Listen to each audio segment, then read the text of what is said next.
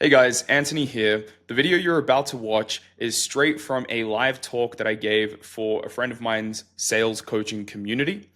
What you're going to learn in this video is exactly how you can collect more cash through using various methods that I personally haven't really seen anyone else talk about that does not include increasing your close rate or having an objection handle better and can directly translate into more commission earnings for you as a closer.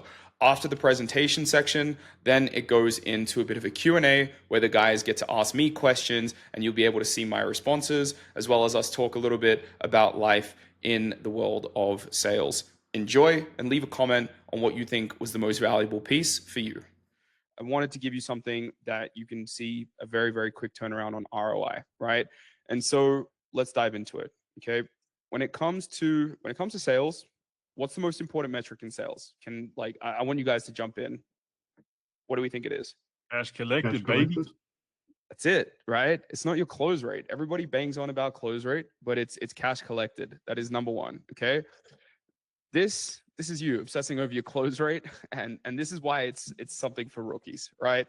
At the end of the day, I'm going off all of this assuming that you guys are at least average, right? Let's just say like 25% close rate. Now, if that's not the case, I'm going to need a lot more time than we've got allocated to be able to help you out. I'm good, but I'm not that good, right?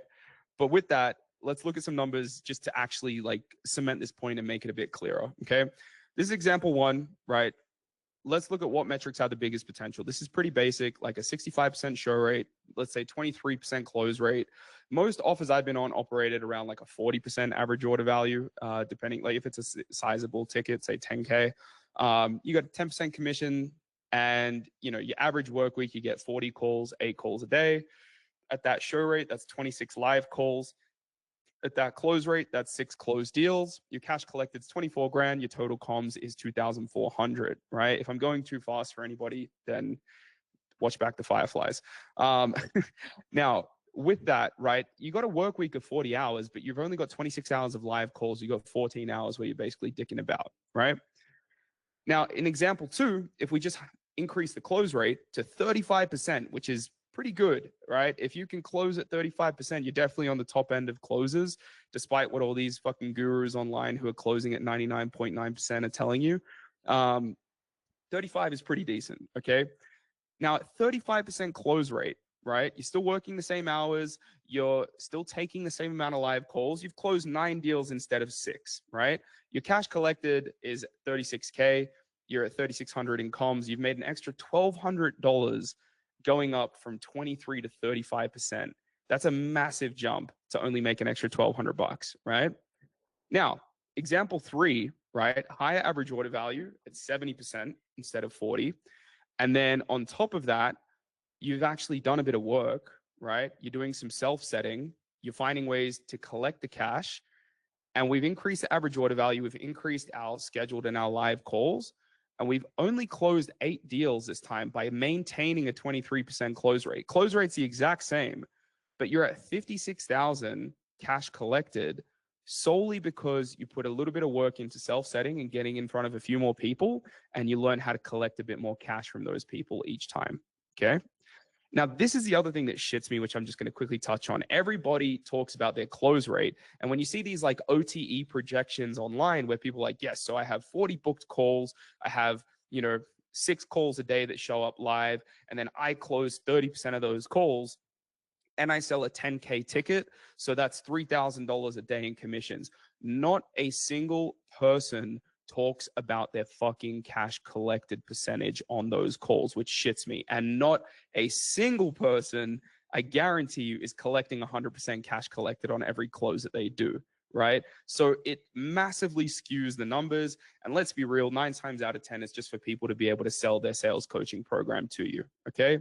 And with this, you're actually working 40 hours a week. You don't have time left over, okay? You take your 26 live calls that were scheduled, you do a bunch of self-setting, boom, you're ready to rock and roll, okay? Self-setting, we got to get into it, all right? Self-setting 101, strap yourselves in. You got to ask your sales manager for phone setter resources. Tell them you want to self-set in your spare time, and this alone is going to make them love you more than their wife, all right? Tell them you want to be paid setters commissions for any self-set to closes that you're responsible for, right? Usually setters get 5%. Your sales manager and your team shouldn't have a problem for that because it's already allocated in the business's margins, right? So 15% on self-set to closes. That's another way that you're collecting more cash without having to get better at your close rate, okay? Pick up the phone and you know the fucking rest, all right? Start dialing. So the example before, we were at 5,600 in comms just off doing some self-setting and increasing our average order value. That was actually just calculated at a 10% commission rate across the board. But like the truth is, if you throw some of these deals in that are at 15% commission, then you know you're going to be collecting more cash. But wait, there's more. All right. Increasing your average order value. More, please, sir. All right. That's what we want to get to. There's a few ways that you can go about this. First, I want to tackle the first way that everybody thinks about average order value, and that is what you actually collect on the closing call itself, right? This is really key. Getting people to invest more is a skill, right? When they have the money, but they want to opt for a payment plan, there's a lack of skill on your part and possibly a lack of structure in how you're actually executing the call. So I'm going to give you some pointers because, look, I don't have time to run through like every single word track with you right now, but ultimately, when do you offer the payment plan? That is huge in whether somebody actually opts to go for a payment plan or not in the first place, okay? So this is how we run through it. You drop the full price, right? And you should have a PIF discount. Ollie, I know you didn't have that at AAA. We'll set that to the side for now, but you should have a PIF discount in my opinion, right? So let's say 5,800 full ticket and 5K if they PIF, right? Then you say that's the investment. How would you like to proceed? They give you some objection, you handle the objection. And then once we've isolated, right, that we're down to the point of where it's just truly a logistical money objection. And only at that point, once we've handled fear, once we've handled certainty, once we understand that like they're ready, they're committed to go, and we've done an open wallet, which is, you know, we've found out what do you have in savings, checkings, what do you have access to in credit, any alternative investments. Only at that point where somebody says, okay, man, honestly, I've got $2,000 to my name. Then we come forward with a payment plan that has them, I like to say, around 70% of what they have cash on hand dropped into this investment, right? So if they've got $2,000, I'll probably take a $1,600 payment plan, right? That is the only time, once we've done all of these things, dropped full price, handled all other objections, done a full open wallet and understood exactly every dollar they have accessible to them, then we drop a payment plan. And some of you guys are just doing that. I'm going to take questions at the end. So like, feel free to write it down and I'll make sure we have some time for that. Okay. But that is the only time that you should go ahead and you should actually offer the payment plan. Some of you guys are saying like, yeah, so it's $5,800 and we have a few ways we can do that. We can do a split pay. We can do 3 pay. Who the hell in their right mind is going to tell you, no, you know what, just take all my money. Okay. So that's the first thing. Now, often you'll find it's not really a money objection. It's typically fear or uncertainty. And so with that, I'm going to give you guys a bit of extra side source real quick. If you guys are selling to leads that are in the US, there are these things that are called 0% credit cards, no interest for the first 12 months. Discover is a brand that does them. I think Chase Bank does it as well. If they have a decent credit score, and I've done this and my closers have done this on my team that I manage, you can get them to apply for the credit card on the spot. They get instant approval. They get a digital card that they can use to make the payment there and then. So excuses about like your business not really having good financing options kind of goes out the window with having this, right? Now, from there, right, my favorite word track for getting people to go all in, and you guys can adopt this one, but I'm going to give it to you hyper speed, is what I call like the captain of the NFL team, right? And ultimately, it goes like this, right? Let's say that you were the captain of an NFL team. And let's say that it was your job to recruit everybody you wanted on that team. And you were down to the last position that you had to fill to draft a player. Okay. You have 2 people in front of you. You have the person that comes from a cushy background. Parents are rich. You know, they got fresh boots on. And, you know, they kind of want this because they enjoy playing AFL or NFL. Sorry, that's the Aussie in me coming out. But they kind of enjoy playing NFL. But, you know, like it's fun for them. And then the other person that you have has like these torn up boots. They're driving some beater of a car. They had to drive across the country to get to this tryout to try and make this team. And if they don't make it on the team and get like this signing bonus, They don't even have enough gas in their car to drive back across the country and get home. That's how bad they want it. Who would you draft on your team? This is what I'll say to the prospect. And then they say, well, yeah, of course, I go for the second guy. Why? Well, because he's way more motivated. What do you mean he's more motivated? How? Well, he's all in. What do you mean he's all in? Like, he's all in. He can't even get back home. He's burnt the boats. He's going hard. It's like, okay, cool. And so then why would you actually hire that person if he's all in? What difference does that make?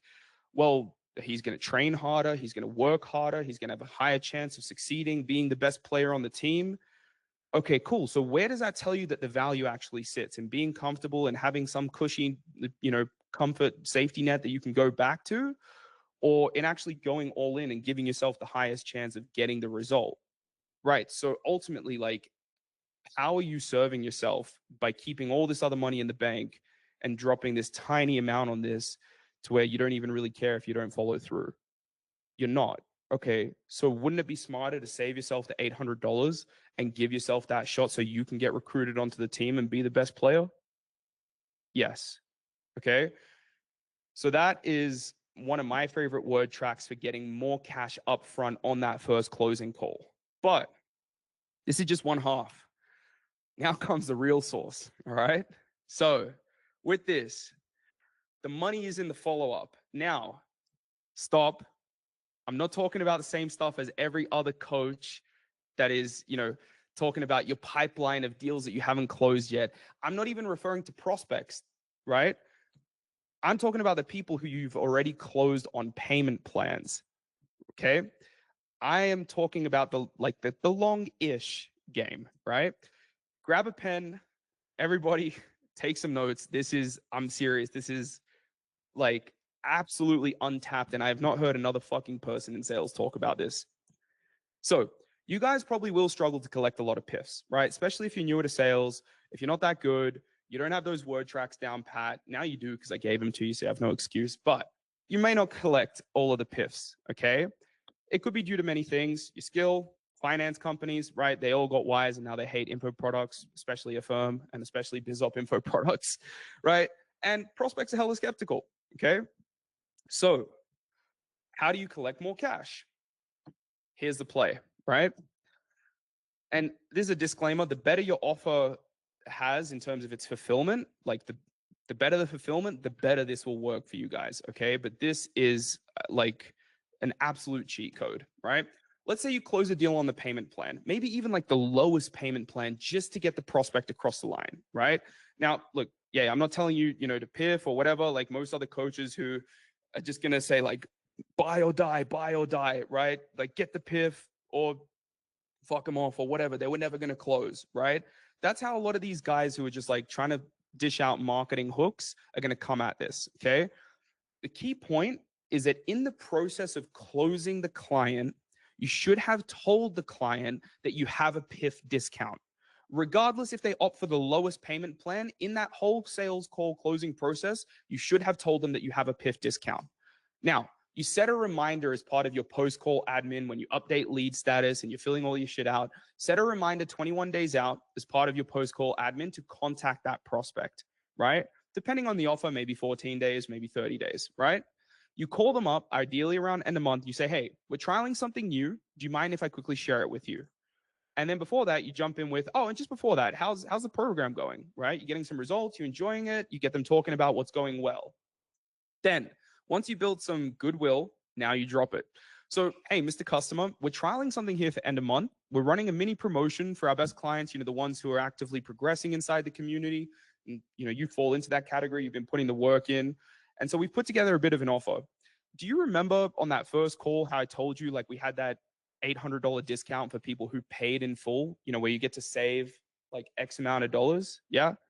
Cool. Well, for the first time, we're actually reopening that to existing clients. So what that means for you is that instead of paying back the full amount of $5,800 over the next 4 months, you can actually close out your account with us for just X amount of dollars, and we'll still pass on that $800 discount to you today so that we can reward your hard work inside the community. How would you like to go about that? Right? And you do this for every single person you close on a payment plan. Boom, right? You just pulled money out of thin air, right? I also encourage you, there's a separate point. I really encourage you to negotiate with your sales manager that if your commission structure pays you a PIF bonus, right, that they honor paying you that PIF bonus if you collected the outstanding cash before the prospect made their second installment on their payment plan, right? Because ultimately it makes no difference to the company if it's within the same sales cycle, right? If it's inside of the same month, whatever it may be. I have literally had closers on my team who I taught how to do this, collect like $6,000 in a day and had like one call on their calendar. And like they didn't even close it, right? Because, like, for example, we sell a $4,800 ticket with a 4K PIF, right? So $800 PIF discount. The lowest payment plan we have is $1,200, right? So now instead of saying to somebody, hey, over the next 4 months, you got to make back a full payment of $4,800, it's like, hey, if you want to close this out, we'll give you an $800 discount. It's just $2,800. Do you want to square that away? And then you're done. You're good. You're squared up with us, right? $2,800 cash collected. And he did that for like 3 people at end of month. And every single deal he did that for, he got a PIF bonus as well, which is an extra $100, right? So that was like $7,000 cash collected plus 3 PIF bonuses. He made $1,000 without having a single fucking booked call on his calendar. Okay. Now, to close off, here's a list of things that you can implement for you to get immediate change to increase your cash collected and your commissions, right? Call everyone you've closed on a payment plan and offer them to close out their bill for a discount. Do that this month, right? Perfect timing. You've got like 7-8 days left of the month. This is the window in which you want to do it, right? Backfill all of your spare time with self-setting. And those closes should be worth 15% commissions to you, right? You should negotiate that with your sales manager. Get the setters comms as well. Backfill all of your spare time. Just tell yourself every day, I work from 8 to 5, right? Whether I have calls, whether I don't have calls, I'm calling people I close on payment plans. I'm self-setting. I'm doing admin. Whatever it is, I'm watching trainings, but I'm working for those hours, okay? Also, it goes without saying, but as part of finding the money, ask for referrals, right? Just make that a habit. You'll get 20 people who don't give you a referral, and you'll get 1 person who brings you like 5. Okay. That's the way it works with referrals. So just make it a habit, right? And then from there, challenge prospects to invest more money upfront with you as well, right? That is important. I think it'd be really good for you guys to practice those word tracks, even get this recording off of Ollie, you know, get the scripting for the one that I gave you. You can put it into your own words, right? Like if somebody's into sport, you give him the NFL analogy.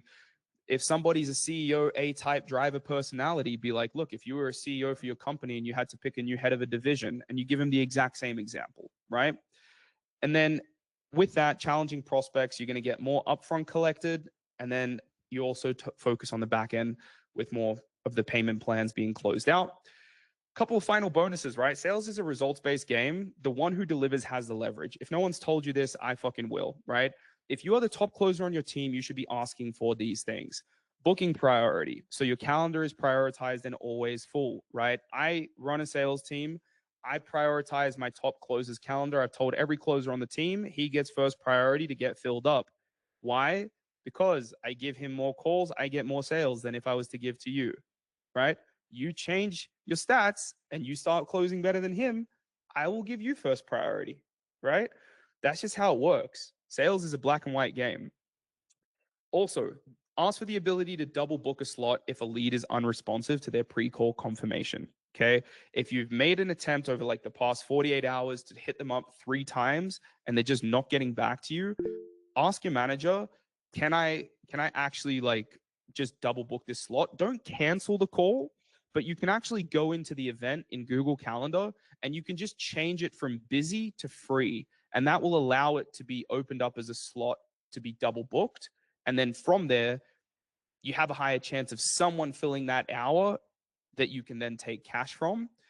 And lastly, I'm going to stress this again, ask for the PIF bonuses based off of the the cash collected. But on top of that as well, just get creative. Like sales managers love it when you come to them with this shit.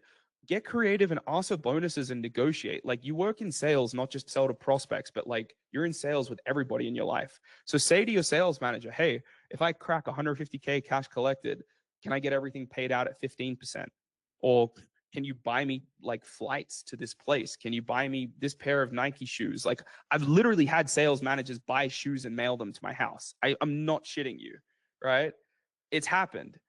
They're like, let's set a bonus. What do you want? I was like, I've had my eye on this pair of Air Forces. Like, fuck it. Why not? They're like, yeah, all right, bro. And like, we're on this fucking call at the end of the month. They're like, so what's your shoe size again, man? Like, it's happened, right? And yes, amongst all of that, you should still be trying to increase your fucking close rate over the long run. All right. That should not be ignored. But it's a long game to increase your close rate. Okay. And close rate can fluctuate depending on if you had a shit sleep, if you're not taking care of your health, if your fucking ex just broke up with you or whatever. But you just calling people and putting in just brutal activity is not going to fluctuate, right? It is very easy to do. And the best part about it is you don't need to become a better closer to do anything that I've talked to you about here today. Okay. So that's the end, right? Now I'm going to stop presenting and we can open up for some question times. You legend. Fucking legend. With oh, here we go. My bad. That was insane, man. That was awesome. How'd you guys find that? Yeah, not all at once. Yeah, that was dope.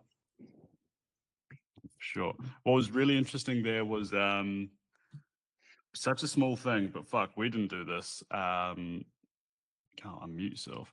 But yeah, you're completely right. We didn't always offer the payment plan the way we should have. Sometimes we were pretty upfront with it.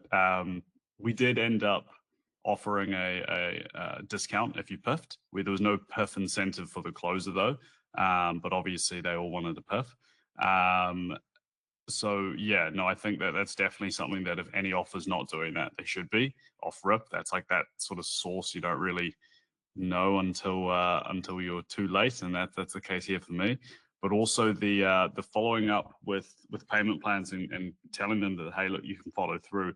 That's huge. That's something we told them up front, but never chased. And because we didn't chase that, like I know for a fact we dealt with maybe 5 to 10 people when it came to like their final payment round who just didn't want to pay because most people don't finish an infra product, right? Majority of people won't go through literally everything. And, they'll blame the reason they're not seeing success on the program, even though they haven't done it, and then they won't want to pay the final payment, right? So, no, that's a fire bit of source right there from a sales management point of view, but also from, closers collecting cash point of view as well. So that's awesome, man. Cheers, man. Yeah, it's worked wonders for us. Like I had a closer last 3 days of last month. He collected like 10 grand from just doing this, like not from a single call that was on his calendar, $10,000 cash collected. And again, every single one of those deals, I paid him like $1,500 in just PIF bonuses. That's 15 PIFs because of all these deals that he closed out. He was just an animal. And it's great, because guys, like as closers, I'll also let you know that like your sales managers, they're always kind of anxious about how marketing is doing. Oh, we don't have leads. Fuck, if we don't have leads, my closers are going to start panicking, this and that. If you can be the sort of guy that's like, hey man, Mr. Sales Manager, rain, hail, or shine, I don't really give a fuck. I'll be over here and I'll still be collecting cash and finding cash for you. Like you have no idea how much they'll love you. So yeah, I think that this is just stuff that is like super easy to implement, in my opinion, that you don't need to get better. You just need to do these things. But yeah, any questions? Michael, I think you said you're having problem with, you can't, oh, you can. No, I'm back now. I just rejoined. But yeah, dude, I was a setter before. And when I was low on leads, I guess I just more like advice, just go aggressive because my company is interesting because the setter was outsourced. They're not part of the company. So they have almost ownership of the leads. Like some of the leads I couldn't call. But to address that, I kind of just called it, not give a fuck, and then apologize afterwards. Always better to ask for forgiveness than permission. And ultimately, man, like I've been on both ends in this. When I was a closer, I used to just do shit and close a deal.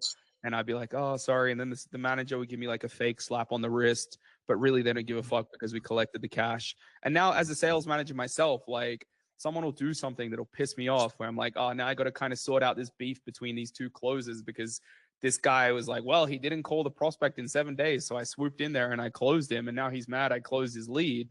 And I would be like, you can't do that. But deep down, I'm like, I don't give a fuck. You got me like cash on the board. That's all I really care about. So That's a good point you brought up. Like, what actually is the line to draw? Because sometimes when you meet really tough prospect, right, and just wouldn't give you for shit, and you get them in across the line for a very, very low, maybe like a entry point price, but still a deal close. But like, is that something that would trigger you, or you rather prefer just not have to do it at all?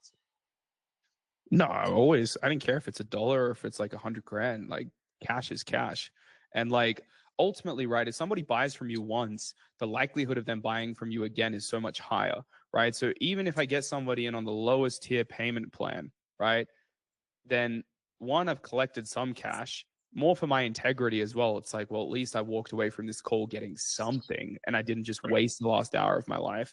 But then two, it's like once they're in the program, I can just put some notes to customer success and be like, hey, let's give this guy a bit of extra care, a bit of extra love and affection and TLC and whatever. And then I'll touch base with him in like 14 days, 21 days. Hey, man, I spoke to the staff. I spoke to my higher ups. We know you're in a tough spot, but we see you hustling. We see you doing your thing. We want to look after you how we have been. And we wanted to offer you something so you could actually save money in this whole process and like not be worried about future payments. Boom. Right. So, yeah. But ultimately, man, like I'm also pretty ruthless when I manage my team. It's like, I say, like, if a lead hasn't been touched in 7 days, and there is no task beyond 7 days that shows that like the person has the intention of going back to the lead, like a follow-up call or something, or like, person is on maternity leave, call back in 1 month when they're finished or whatever. If they don't have a task reminder and they haven't touched the lead in 7 days, it's free game for anybody on the team, right? And if somebody else collects cash and you're like, oh, fuck, I just forgot about it. That could have been my deal. Well, it could have been, but you forgot about it, right? So don't hate the player, hate the game, right? Sure. You said something interesting there. You said, don't care if it's $1, if it's $100,000 or whatever, cash is cash. Something that we used to do, and I think is a good piece of source. Obviously, you'll have to ask your sales managers because we offered this, but then we had to stop offering this. Was when you get those prospects who 100% want to join, but 100% can't afford this, not until next paycheck at least. What we used to do is we used to just put them on a custom payment plan then and there through the payment provider. We had to stop this because it was fucking up our payment provider. That's a long story. But we used to offer them like 50 to 100 to 150 bucks down.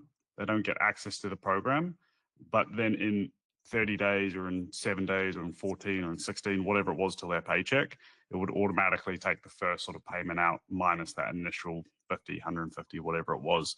And you'd be surprised that works so well. It just locked people in, time kills all deals, but that having locked in makes it a lot easier. And obviously not everyone from that will continue to convert over, but it's better than nothing, that's for sure. So yeah, 100%. I definitely recommend throwing that down. You should never walk away without like taking a deposit. I don't care how stupid it sounds to you guys, I've literally taken $1 deposits off people. And I'm like, I'm doing this so that we can actually walk away saying like, you took some form of action here today. It's not just all words. Like it's a matter of principle. Obviously we don't need the dollar, but that's why, right? And it's worked. Julian, go for it, man. Yeah, what's up, man? By the way, sorry to my camera, so I have no idea what's going on. Like my laptop won't allow me to turn it on. But yeah, basically, like what I wanted to ask is when you get to the objection handling stage, right? Because I have this quite a lot where people aren't really that financially qualified. So like the first thing I do personally is obviously like, like try to isolate money and say, money aside, would you do this? And then usually always like they say yes, they sell themselves on it, right? So like the value isn't the problem, it's just the money. But then usually like that's where I go into figuring out how much they have and offer a payment plan. How do you go about it? Like, because you said that you do like the fear and uncertainty first, and then like the very last step for you is to actually offer the payment plan. Because like after I do the open world, ask them how much do you even have. I was like, they could not be truthful on that, right? They could just be bullshitting me. So I just see like how it can work with that, right? And obviously like sometimes they have just way too little. But that's kind of like how I go about it. Like, how would you go about it too? Like get everything else out the way. Then the last stage is actually, okay, now I ask for the payment plan. Yeah, absolutely, man. I think maybe I might have not been super clear earlier, but like I don't handle fear and uncertainty every single time. It's only if it's there. The point that I was trying to make is that like take care of everything that needs to be taken care of before you go to the payment plan as a last resort. You always want to clarify, right? So like, rapid firing it, it would just be like, what do you mean when you say you need to think about it? Oh, it's a lot of money. Okay, like money aside, would you do it? Yes. Why? And then I always just want to get certainty, and you got to understand if it's like money fear or if it's money logistical, right?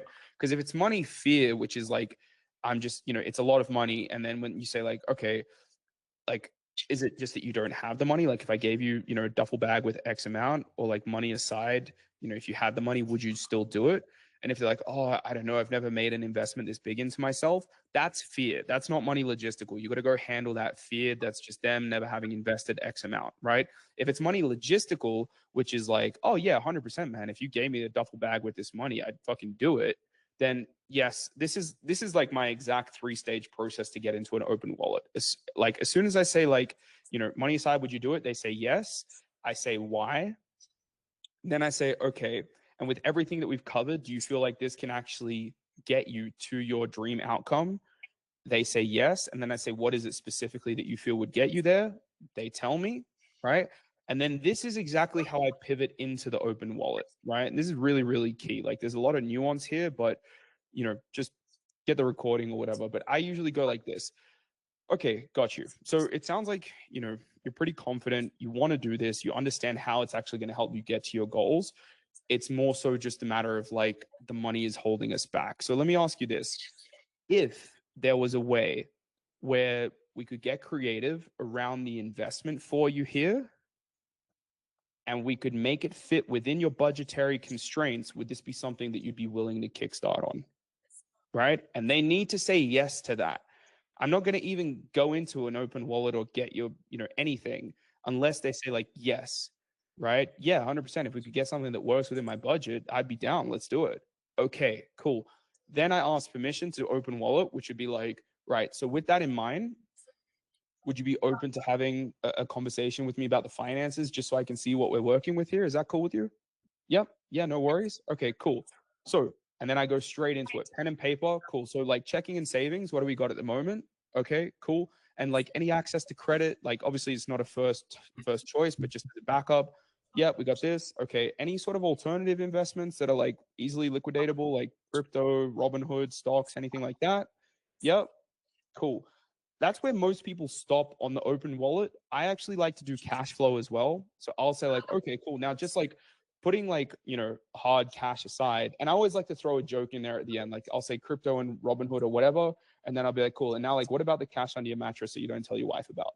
And like, they'll crack a joke or whatever. They'll laugh. And then I'm like, okay, cool. Now like just shifting gears for a sec, because I don't know what this cash actually means to you. And usually you should have gotten this earlier on in the discovery of the sales call, but it'll be like, okay, so like, what's your current income? Or I would just repeat it. I would say like, so you told me that you currently earn about $5,000 a month after tax. Is that right? Yep. And like your expenses, roughly cost of living per month, like if you had to ballpark it. And that's my favorite line after any of these questions. Like if you had to ballpark it, because that just stops it from the conversation stalling, right? If you had to ballpark it, they tell you. And then I'm like, all right, cool. So your cost of living is about $4,000 and you currently take home about $5,000 a month after tax. So we got about $1,000, give or take, that's like left over at the end of every month. And like, yeah. I'm like, okay, cool. So make sure I've got it right. $1,000 net every month, give or take. And between everything that we've got access to, we're probably sitting on about $4,000 of cash on hand. Have I missed anything? No? Okay, cool. Well, what I think we could do here, and then I would go into it. That's how I would pitch from there, right? And it just lets you know, because if somebody says they have $3,000 in savings, but you don't get their cash flow and you find out they're fucking dipping in by $500 or $1,000 every month into their savings, like they're cooked. You shouldn't sell that person, right? But on the other hand, it saved me so many times with deals when somebody's like, oh yeah, I got $1,000 in savings. And I'm like, oh, this person's fucking cooked. They're broke. And they're like, oh, but I saved $3,000 a month. My fucking gearbox blew up on me last month on my car. I had to fix that. Then I'm like, oh, this is fine. I'll put you down for 1,000. I'll call you back in 3 weeks once you get paid $3,000, and we'll just fucking close out the rest of this in PIF. So like, getting the cash flow is really important. And then you drop the payment plan. You're like, cool, this is what I think we could do. I can make this exception, X, Y, and Z. We put down this much today, which fits within your budget. You told me had this much here. You still get your $1,000 come next paycheck on top. So it'll keep you pretty cruisy, but it'll allow you to get started right now. How would you like to proceed? And then just dive into it. So that's usually how I would go about the open wallet. Awesome. That makes a lot of sense. By the way, like I can't show this to you right now, but he had the Challenger sale on your story a few months ago, and I bought it after you had it there. So I'm rereading it right now. It's a really good book. Nice. Yeah, it's a really good book. I think that book is like really, really good. It's probably the best sales book I've ever found on like B2B sales.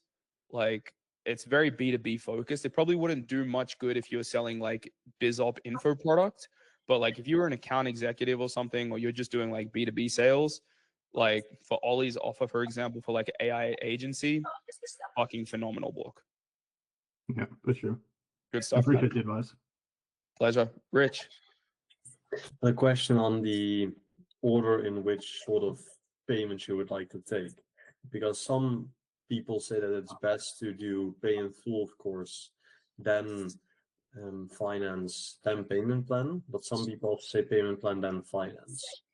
What's like your take on that? No, finance, always. It doesn't make sense because like finance, I mean, look, finance, in my opinion, depending on the agreement between the finance company and the business, like we're having two separate conversations here. If you're asking me as like a partner in a business running an operation, you got to be very careful with finance because it can definitely like crumble your business, especially with things like clawbacks and whatever. But you don't have to think that far down the line if you're just a closer, right? And in terms of what's in your best interest, like if you get a finance close, you get a PIF, right? As far as your commissions are concerned. If you get a payment plan, you don't get as big of a commission check. So like realistically, man, the conversation just ends there. Yeah, okay, yeah, because some finance they take like 15% or something. That's the reason I was quite curious to hearing your thoughts on it. But yeah, always go with the finance option. Like I think I've seen a lot of businesses, and thankfully, I think it's a good thing. There's not many info product businesses around that were built like this, but there was some offers that I was closing on that like solely were alive because they had financing, and their whole offer just hinged on financing. A lot of finance companies got really wise and changed their terms or just stopped working with info product businesses altogether. And as a result of that, like not a lot of those businesses could keep going. I think learning how to collect cash and find the cash and getting people to want to get resourceful without using financing is like a great skill to have. Yeah, I mean, I'm just not a big fan of financing in general, unless somebody's like, doing pretty well for themselves and like, yeah, I just want to get, awards points on my credit card or whatever. Like, let me use that. But if I'll summarize with this just to wrap up this babble. If financing is just a means that allows you to sell to unqualified prospects, then you shouldn't be using it. That's why I actually say these guys go. This I think this is just like my head of sales fucking offer owner type of brain thinking here. It's like the more financing that you do, the more stress it can cause a business, the lower the margins can be, but also the more of a chance that you're going to bring someone who's definitely going to want to fucking claw back anyways. So I've always been like payment plan first, but yeah, you're 100% right. As a closer, honestly, fuck the company. Like, why does it matter? Yeah, zero liability. Like, exactly. Just make as much money as you can, because ultimately, like, it's your responsibility to close deals, and it's the business's responsibility to make wise decisions operationally. Like, that's not on you that they chose to use financing. So that's a good one. Yeah. But still, like, you want to be able to sleep at night, right? Like, just because it comes down to like $63.23 a week for a fucking single mom of 4, like, you don't have to put her into the program, right? That's true. I've got another question. When it comes to your open wallet checks, are you doing them like pre-pitch as well, or no?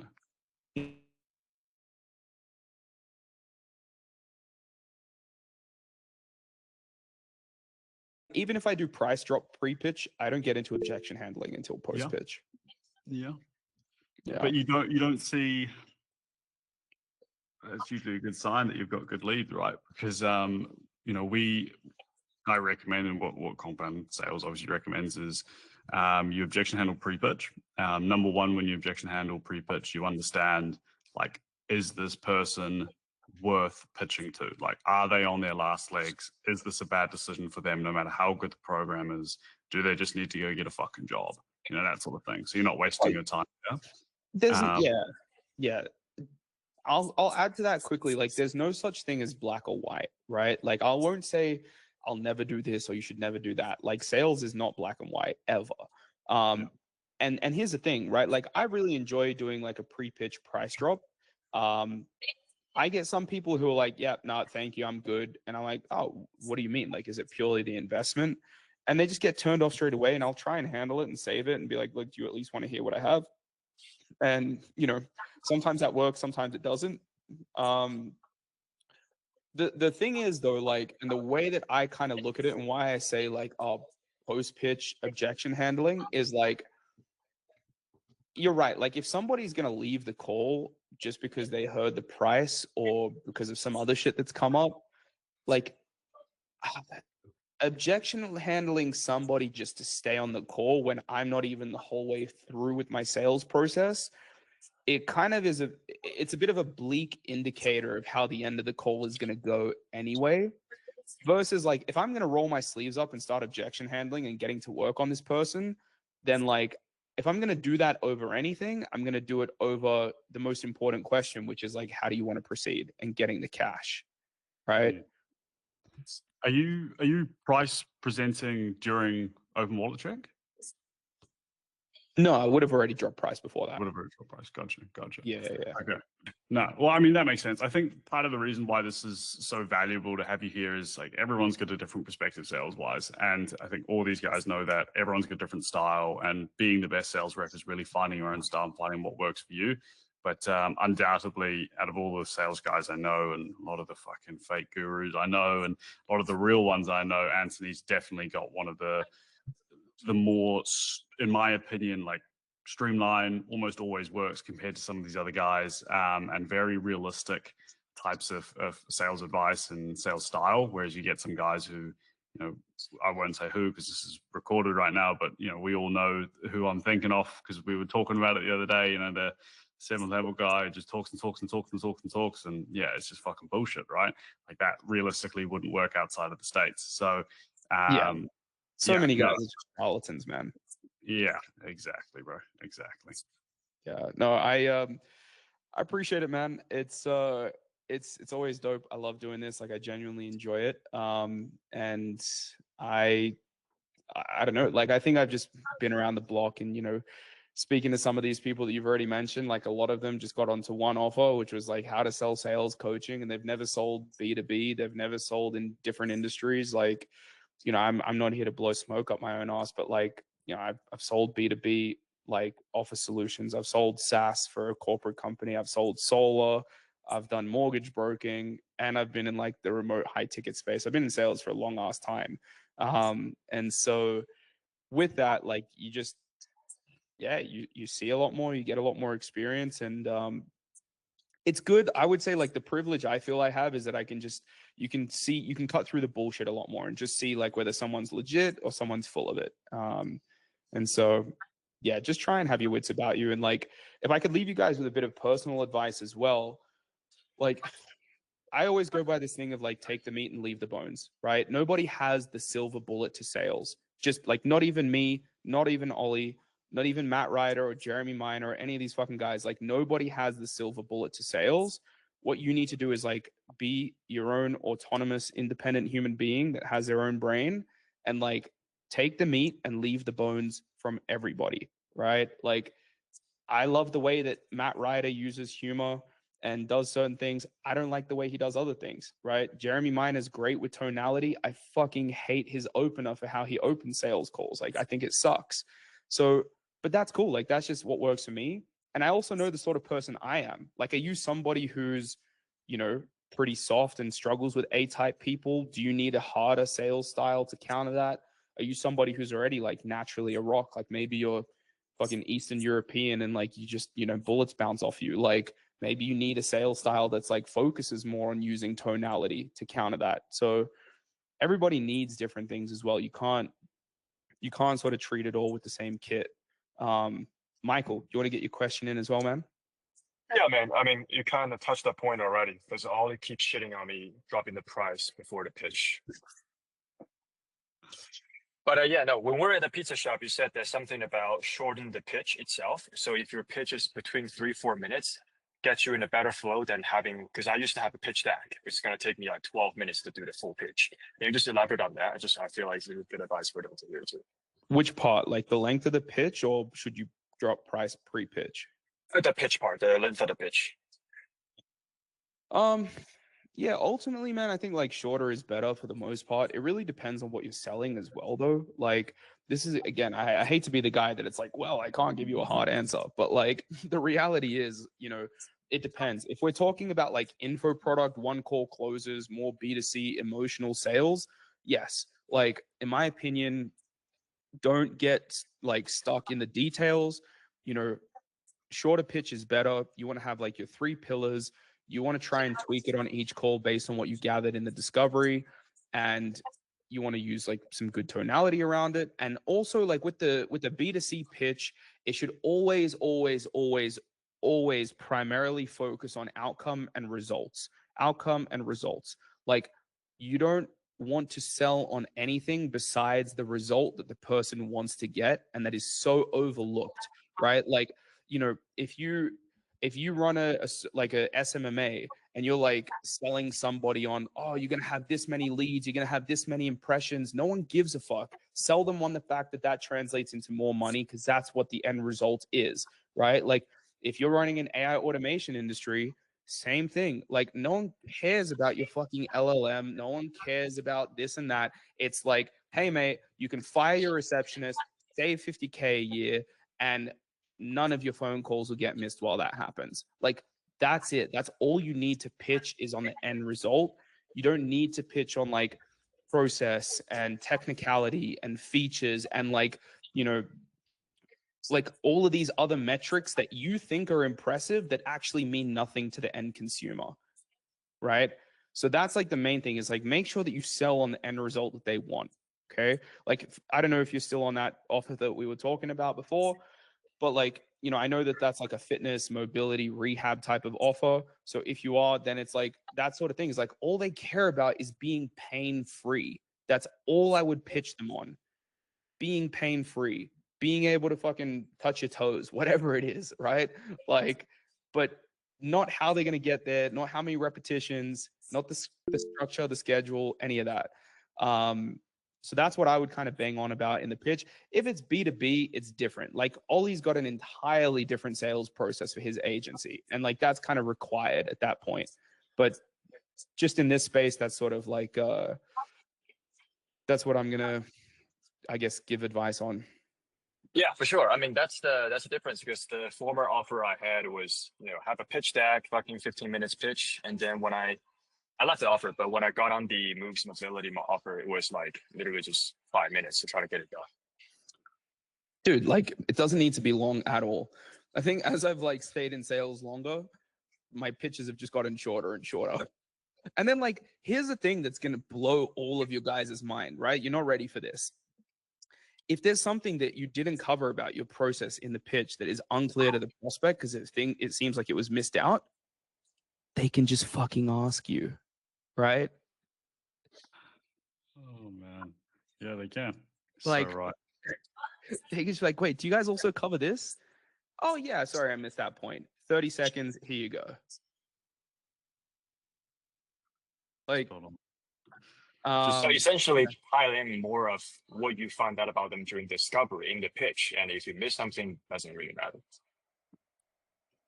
Yeah, doesn't really matter, man. As long as you just like, you just kind of like tailor the pitch to solving the problems that like the majority of people have, but just like the fact that hey, we have this in place that solves this problem that most people have. And as a result of solving that problem, you're going to get X benefit, right? Not like how we solve the problem. Totally. Cool. I think just on that as well, just before Julian asks his question, do you have a hard stop here, mate? Let me check my calendar. I don't think I do. Do you? I got a call with Julian after this. Nah, fuck that guy. You can push that, doesn't matter. Yeah, I'm good to keep going if you are, but I'm not going to stay if I'm not going to stay. I get nervous without you here. No, you're good. You're good. Yeah, I just on that. What are your thoughts on like presentation pitches? Because personally, I have done both for a long time. And what I mean by presentation pitches is like sharing a screen, going through slides, whatever it may be. I personally feel you take all the tailored information you've had from the discovery, all the pain that that person's felt, and you've now gone, sweet, I'm gonna do a real generic pitch now that's not even tailored because it's all through a presentation. What are your thoughts on like but I've also heard the other way around. I've heard people say, oh, some people want to see it as opposed to just hear it. Yeah. And some people can't do stories as they pitch, yada, yada, yada. I feel like I've got a bit of light that I might be able to shed on this. Like, in my opinion, you don't need a presentation pitch for like anything that's B2C and fairly simple, right? Primarily, like if it's a simple thing that you're selling, and I know like, when it comes to BizOp, like you can make the argument that like how to build an AI agency is complicated, but it's also not, right? Like, and you could do that with pretty much anything. If the thing that you're selling is fairly simple and fairly easy for somebody to grasp, you don't need a presentation, right? And yes, I agree. Like you can't, unless you do a 2-call close, you can't have a presentation that is tailored to somebody. You just can't, right? Now, here's the thing, and this is something I'm actually going to pull from the Challenger Sale book that I think Julian said that he was reading, right? When it comes to B2B sales, right? You're not finding a new problem every time as you are with B2C sales. Like with B2C sales, I could speak to Ollie. He's telling me about how he's broke. I could speak to Richard. He's like, mate, I have enough money, but I work 60 hours a week. I could speak to Michael. He's like, dude, I make good money and I have a good job and I went to uni and I thought I did the right thing, but I'm miserable because I want to go lay in a fucking hammock in Thailand and I'm stuck here in Pennsylvania, right? Like whatever it may be, it's a different problem every time, right? When it comes to B2B, it's not so much, right? For the majority, it's like, and this is what the Challenger Sale talks about. It's not about like understanding the business's problem and how you're going to solve their problem. It's more about like problem awareness from a third party standpoint, which is like, hey, this is the problem that is actually like trending and occurring in the market of builders or in the market of law firms. This is the number one bottleneck according to X, Y, and Z data that we see is happening right now. And this is why it's important for law firms to solve this problem, because when we've seen law firms solve that problem, they get the result of X, Y, and Z. And then once you educate the prospect on why they should solve that problem, like detached from you even being in the conversation, then you can sort of insert yourself with the same solution every time. And in a B2B sale, if it is a little bit more complicated, if it is a little harder to see immediate ROI because it's like, exponential and it's a bit of a hockey stick, and you do want to show things in a bit of an easier manner, then I think having a presentation that's well put together, like given, there are shit presentations and there are good presentations. So given that it's a good one, I think it definitely has a place. No, for sure. That provides a lot of context, I think. Yeah, again, it's so hard to say like what fits what bill. But yeah, that makes a lot of sense, man. Appreciate it. Cool, man. Well, it's good to know that the last 8 years haven't been a total waste. I hope it's been good, boys. Oh fuck, Julian, did you have another question? Yeah. Basically, what I wanted to ask for you as someone who's also like been through the entire sales stage to where you're at now, right? Like you're managing teams and all of that. Like, what would you say is kind of like the main attribute that you see in like all of like the best closers that work for you that you've worked with over the years? Like, what do you think really like separates them from the pack? Of being like the middle of the leaderboard to consistently being in like that 1, 2, 3 spot. Yeah, 100%. One word, 4 letters, and I can go into this. No, not. Although some have anyway.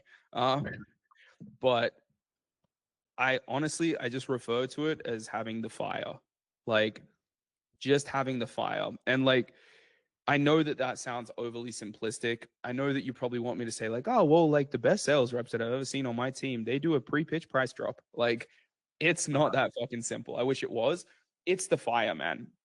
It's the motherfuckers that are going to get up every single day and do the work that I've shown you here today. Like, the sad reality is that like probably one out of everybody on this call, like one out of the 3 of you will probably actually go away and implement this. Like, we'll actually wake up tomorrow and actually ask your sales manager for the phone setting resources and actually cold call and start dialing leads in your CRM and actually call back deals that you closed and ask them for payment plans. The guys that kill it, like my top guy on my team right now, he's 24, he has a kid, he has a mortgage, and he is fucking relentless. Like, he'll fucking door knock if he has to fucking find money. Like, he is just relentless. He's constantly reviewing polls as well, always running mock sessions with other closers on the team. Like, there's always more work to be done, guys. There's always more work to be done. Like, you're already, it's not that you're just doing your job and you're going to sit neutral, middle of the pack. Like, you're already losing. You're not even in the race if all you do is just take your inbound calls that are in your calendar. You're already done. You'll never be on the podium. Like, all this other stuff is what's going to get you there, right? And you got to prioritize it as well, right? I kind of like go deeper on this with some of my boys on my team, but like, you got to have a list of things and then you kind of trickle down the list as your day goes. So like, top priority is always going to be taking your inbound calls, right? And not just taking them, but like, how well are you doing your pre-call confirmation? Is it just like, hey, Sandra, we still good for our call at 10 a.m.? Like, or is it like, hey, Sandra, I checked out your application. Notice that you mentioned this. How long you been doing that for? Oh, I'm really keen to dig into that with you on our call at 10. Hey, just checking. You got the Zoom link? You're all good to go? Sweet. Awesome. I'll see you in there. Hey, by the way, did you watch that video? Was it helpful? Like, actual pre-call confirmation, right? Doing your inbounds, that's priority number 1. Priority number 2 should be everything that I've talked about on this call here today, which is finding the money, right? Self-setting, referrals, closing out payment plans, all of that shit. That's priority number 2, is like still revenue generating activities. Okay. Then like priority number 3 is getting in the gym, right? That's like doing your call reviews, mock runs, like watching sales trainings. That's priority number 3. But doing all of that stuff on a daily basis, that's what's going to make the difference. And I say this time and time and time and time and time and time again. I've been on so many offers where the closer with the highest close rate was not the closer that made the most money that month, was not the top closer on the team. Okay. He just might be naturally good at closing, have good conversion, but he's a lazy fuck and he just takes his inbound calls. Right. And then there's somebody else who's doing all these things that I'm telling you about, and they speak to twice as many people, even with the shittier close rate. So that's the difference, man. Like, that's genuinely the difference. That's a good answer. Thank you. Yeah, phenomenal, man. Phenomenal. Once again, action step: get chick pregnant and put down a deposit for a house. This guy. Honestly, though, like, I could go on a whole nother hour-long call, which I'm not going to, but I like, you guys definitely should take some time aside, if you haven't done so already, to really figure out what the fuck is your why. Like, genuinely, like, what is your fire? What is your reason why? Because that is not something that can be taught. I wish I could teach it. I've had to let people go on my team because I'm like, I try and like shake this fucking person up. Like, I'm like, dude, like, I put like 10 coffees in you and like give you a slap. Like, what do I need to do to fire you up? If you don't have that fire in you, if you're not going to be a go-getter and take initiative, like, you shouldn't be in this game. I'm not even trying to be a dick and saying that. Like, you genuinely will have such a better quality of life if you just go work for a salary. This game only rewards people that are going to go after it. 100%. I mean Yep. that. That's Yep. the number one thing. It's so interesting you call it the fire, because when people used to ask me like, you know, what are you looking for when I was on a hiring call and interview, I'd just say I'm looking for the beans. Like, and if you don't know what the beans are, you're not the right spot, mate. You're such a Kiwi, bro. Yeah, But, yeah, man, No. that's the main thing. And if you like Rich, Julian, I know I have you guys on IG. Richard, I don't think I Yes, have you. So go if you for want to add me, it's just my full name. Go for it. Already found it. Cool, And man. you're actually known with my other clothing trainer, Samuel. Samuel His Hein. West Coast Old trainer. guy. Samuel who? Sam Samuel Hyde, Hein. the guys you did podcast with. Yeah, Upstage. old guy. Oh, yeah. Dude from the Netherlands. Yeah, I'm too. Yeah, from the Oh, Netherlands. yeah, Sam's a G. We hung out a bunch here in Medellin. He's a good dude. He's a really good dude. 100%. Yeah, he's fucking jacked as well, that guy. He's huge. And shorts, but Stocky. No, Do you want to he's- do just to close this out? Because I'm thinking like you're probably gonna put this on YouTube, right? You should throw in like what we could all do is we could all pretend this is the start of the call, and you could be like, why you should listen to me, and then like just drop your dick real quick and like flop it on the table type thing, and that'll like that'll probably do quite well on YouTube as well for your. I don't know how long they'll keep the video up for, but I'll give it a thought. download it. I'll give it a thought. No, I'm keen to put this out there. I hope it's been valuable. And as I said, I just wanted to take an approach that was more tactical, something that you guys could implement more. Like we could riff on, you know, how to properly do a discovery for like hours and hours. And honestly, like you guys not get much out of it. I've been on calls like that. So this is stuff that like rain, hail, or shine, you can do it and you'll make more money, guaranteed. Like if you actually do it. Do you genuinely want to? What I mean by put your dick out is not actually put your dick out. I mean like talk about your experience, why we should listen to you, yada yada yada. Because on YouTube that'll rip. Well, that's always pretty important. Yeah, I mean, like I could give you guys a bit of a background, but ultimately, like in terms of why you should listen to me, I mean, this is the part where people start like swinging around commission and all that sort of stuff, which is cool. I think that like my biggest month was 27,000 USD. So that was dope. That was like, I think with the exchange rate at the time, the dollar was pretty shit. It was like 42 grand Australian, which I was like looking at things in Australian dollars when I'm earning and then US dollars when I'm spending. So that's the way to go.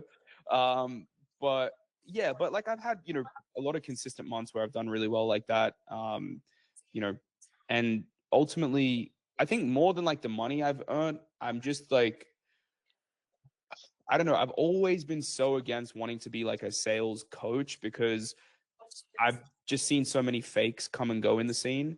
And, you know, I started in sales when I was 17, fresh out of high school, didn't know what I wanted to do, was straight into a boiler room, B2B, slamming phones. This was back when like you had a physical phone and then Salesforce CRM, which was just like a lead list, but you had to like dial each lead and then like pick up the phone. And then when like, you know, you'd be here and they didn't answer and you're typing in like your admin notes for every call manually. There was no Fathom AI. There was no like Zapier automations or anything. And we were just fucking slamming phones all day. And it was sick. It was so much fun. And like thinking back, I wish I kind of just would have like enjoyed it more. Like we were selling printers B2B. And like we would have like printers like in the office for like demos and stuff. And we would just like fucking print out memes of other people in the office and like pin them up on the board and shit. You'd walk in the next morning to the office, you'd be like, what fucking dickhead did this? Like, and it was great, man. And so I think more than anything, like I just pride myself on how long I've been in sales because I think so many, I don't want to sound like the granddad, but I was definitely in sales before it was this cool, make money online, work from anywhere opportunity. Back when it was genuinely just like dudes in a suit, you know, Wolf of Wall Street style type shit. And so, yeah, I just like the fact that I've been in it for a while. And I think now, like, naturally, my experience is starting to show, and naturally and organically, things like this are happening where people just want my 2 cents on things, want to bring me on for calls or ask for my opinion. And that's kind of, I don't know, that's how I like it to be, right? Like, Yeah. you know, I think, No, for sure. But you don't discredit yourself. I mean, commission numbers aside, because you're right. When guys on fucking Instagram say, "Oh, I earn 200K a month as a closer," fuck right off. No, you don't.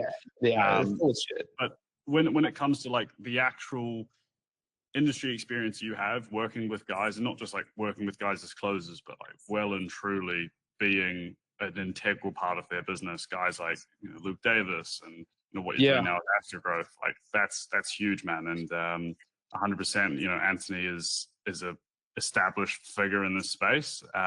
You don't really hear much about sales guys unless they are throwing out their names on IG and saying all these stupid things so that they can sell people into their program that they don't even give a fuck about the guys in there. But well and truly, there's a huge crowd of people that aren't listening to the real ones like Anthony, without licking his dick too much. But well and truly, I think thank you very much for jumping on this call, man. I know I got a heap of value from it. I'm sure you guys did as well. Absolutely. Yeah, well, I'll add you into this Slack group where we host everything. So if any of the guys got any follow-up questions or anything, but also you can I don't know, look to hire or anything like that. Some of these guys be looking for offers. Yeah, absolutely, guys. Yeah, no, I appreciate that a lot, man. Yeah, it's been dope. I've definitely gotten to do some really cool things. Like I've worked with people like Luke, and I've worked with some big multinationals. Like the first company I worked with was, like a global company. It's cool to see how all different levels operate, and it's super rewarding. I will also say this without getting all like cringy. I'm gonna tie us off with this as well. Like I know you guys have heard this advice a lot, but I will tell you like straight from the heart. When I started sales, I was a soft kid, right? Genuinely, like I was raised by a single mom. I was a soft kid. I was somebody who didn't really have much of a spine. I was somebody that was shit socially, like didn't get invited to parties, was not cool in high school, like none of it, right? And I genuinely think that like just going through the fire of sales has given me such a better quality of life. Like it forced me to develop a spine, build calluses. I became so much more socially calibrated to the point where like, you can make friends with anybody. You learn how to listen, how to ask good pointed questions. You learn how to, show interest and like hold space for people. I've got an amazing relationship with somebody who I'll probably be marrying at some point. And like the only reason that relationship is as good as it is because like when someone's feeling a certain way, I don't react. I don't take offense. I run a discovery. When you say this, what do you actually mean by that? What's behind that? What do you feel you need in order for me to not allow that to come up again for us? And like genuinely, it's just given a much better quality of life. So like stick it out. If it's not just for like the money that you want to make, it's also like for the person that you'll become in the process, as corny as that fucking is. But I can genuinely attest to that. Like it's been great, right? Beyond driving Lambos through Dubai and getting big commission checks and all that stupid shit. Like it's genuinely a lot of fun.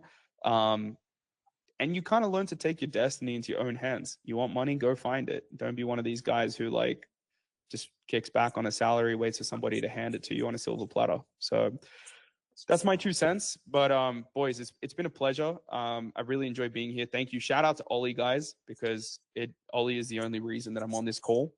So big thank you to you, my bro. And I miss you. It's been too long, but we'll get it done eventually. Indeed. I'll see you in Singapore. I may not be there, but we'll see. We'll see. I'll be in Australia at some point in the next 6 months. So see you in Bondi then, mate. See you in Bondi. But yeah, boys, keep crushing it. Go hard and just fucking be relentless. Absolutely. Appreciate you once again, man. Thank you very much. Pleasure. See you, gents. Guys. Ciao. Yeah.